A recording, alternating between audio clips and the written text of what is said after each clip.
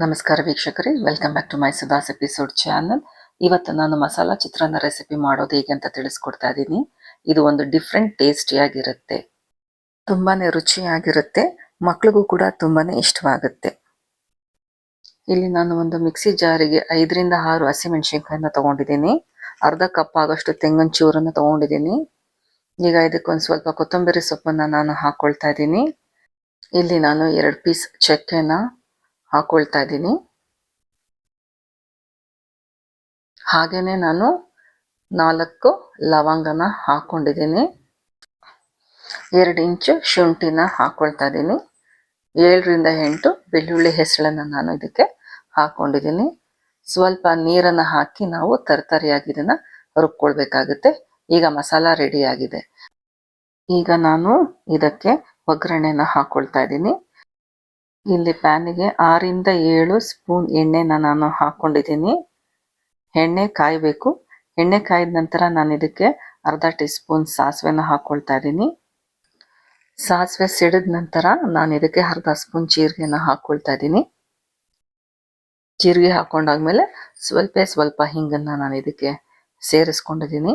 ಈಗ ಇದಕ್ಕೆ ನಾನು ಉದ್ದಿನ ಬೇಳೆ ಅರ್ಧ ಸ್ಪೂನ್ ಹಾಕೊಂಡಿದ್ದೀನಿ, ಹಾಗೂ ಅರ್ಧ ಸ್ಪೂನ್ ಕಡಲೆಬೇಳೆನ ನಾನು ಇದಕ್ಕೆ ಹಾಕೊಳ್ತಾ ಇದ್ದೀನಿ, ಹಾಗೂ 5ರಿಂದ 6 ಸ್ಪೂನ್ ಕಡಲೆಕಾಯಿ ಬೀಜನ ನಾನು ಇದಕ್ಕೆ ಹಾಕೊಂಡಿದ್ದೀನಿ.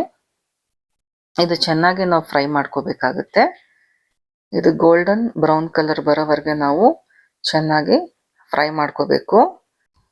ಇದು ಚೆನ್ನಾಗಿ ಫ್ರೈ ಮಾಡ್ಕೊಂಡಾದ್ಮೇಲೆ ನಾವು ರುಬ್ಕೊಂಡಿದ್ವಲ್ಲ ತರತರಿಯಾಗಿ ಮಸಾಲಾನ, ಈಗ ನಾನು ಇದಕ್ಕೆ ಸೇರಿಸ್ಕೊಳ್ತಾ ಇದ್ದೀನಿ. ಈಗ ನಾನು ಇದು ಮಸಾಲ ಎಲ್ಲ ಸೇರಿಸ್ಕೊಂಡಾದ್ಮೇಲೆ ಇದನ್ನ ನಾವು ಚೆನ್ನಾಗಿ ಫ್ರೈ ಮಾಡ್ಕೋಬೇಕಾಗುತ್ತೆ. ಈಗ ಇದನ್ನ ನಾವು ಚೆನ್ನಾಗಿ ಫ್ರೈ ಮಾಡ್ಕೊಳ್ಳೋಣ. 2ರಿಂದ 3 ನಿಮಿಷದವರೆಗೆ ಚೆನ್ನಾಗಿ ಫ್ರೈ ಮಾಡ್ಕೊಳ್ಳೋಣ. ಇದು ಮಾಡ್ಕೊಂಡಾದ್ಮೇಲೆ ನಾವು ಇದಕ್ಕೊಂದು ಸ್ವಲ್ಪ ಅರ್ಧ ಟೀ ಸ್ಪೂನ್ ಅರಿಶಿನ ಹಾಕ್ಕೊಳ್ಬೇಕಾಗುತ್ತೆ. ಅದ್ರ ಜೊತೆಗೇನೆ ರುಚಿಗೆ ತಕ್ಕಷ್ಟು ಉಪ್ಪನ್ನ ಸೇರಿಸ್ಕೊಳ್ಳಿ. ಅರಿಶಿನ ಉಪ್ಪು ಮತ್ತೆ ಸೇರಿಸ್ಕೊಂಡಾದ್ಮೇಲೆ ಮತ್ತೆ ಇದನ್ನ ಚೆನ್ನಾಗಿ ಒಂದ್ಸಲ ಮಿಕ್ಸ್ ಮಾಡ್ಕೊಳ್ಳಿ. ಮಿಕ್ಸ್ ಮಾಡ್ಕೊಂಡಾದ್ಮೇಲೆ ಇದಕ್ಕೆ ನಾವು ಒಂದು ಸ್ವಲ್ಪ ಕೊತ್ತಂಬರಿ ಸೊಪ್ಪನ್ನು ಹಾಕ್ಕೊಳ್ಳೋಣ. ಈಗ ಕೊತ್ತಂಬರಿ ಸೊಪ್ಪನ್ನು ಹಾಕೊಂಡಾಗಿದೆ. ಈಗ ನಾನು ಇದನ್ನ ಅರ್ಧ ಟೀ ಸ್ಪೂನ್ ಆಗೋಷ್ಟು ನಿಂಬೆ ರಸನ ನಾನು ಸೇರಿಸ್ಕೊಳ್ತಾ ಇದ್ದೀನಿ. ನಿಂಬೆ ರಸ ಹಾಕೊಂಡಾದ್ಮೇಲೆ ಇದಕ್ಕೆ ಮತ್ತೆ ನಾವು ಚೆನ್ನಾಗಿ ಮಿಕ್ಸ್ ಮಾಡ್ಕೊಳ್ಳೋಣ. ಈಗ ಚಿತ್ರಾನ್ನದ ಗೊಜ್ಜು ರೆಡಿಯಾಗಿದೆ. ಈಗ ನಮ್ಗೆ ಎಷ್ಟು ಬೇಕೋ ಅಷ್ಟು ತೆಗ್ದಿದ್ದೇನೆ ಇಟ್ಕೊಂಡು ಮಿಕ್ಕದನ್ನ ನಾವು ಒಂದು ಬೌಲ್ಗೆ ಹಾಕಿ ಇಟ್ಕೊಳ್ಳೋಣ. ಈಗ ಇದಕ್ಕೆ ನಾವು 4 ಕಪ್ ಆಗೋಷ್ಟು ರೈಸನ್ನು ನಾನು ಇದಕ್ಕೆ ಬಾಯ್ಲ್ಡ್ ರೈಸ್ನ ನಾನು ಇದಕ್ಕೆ ಹಾಕೊಂಡಿದ್ದೀನಿ.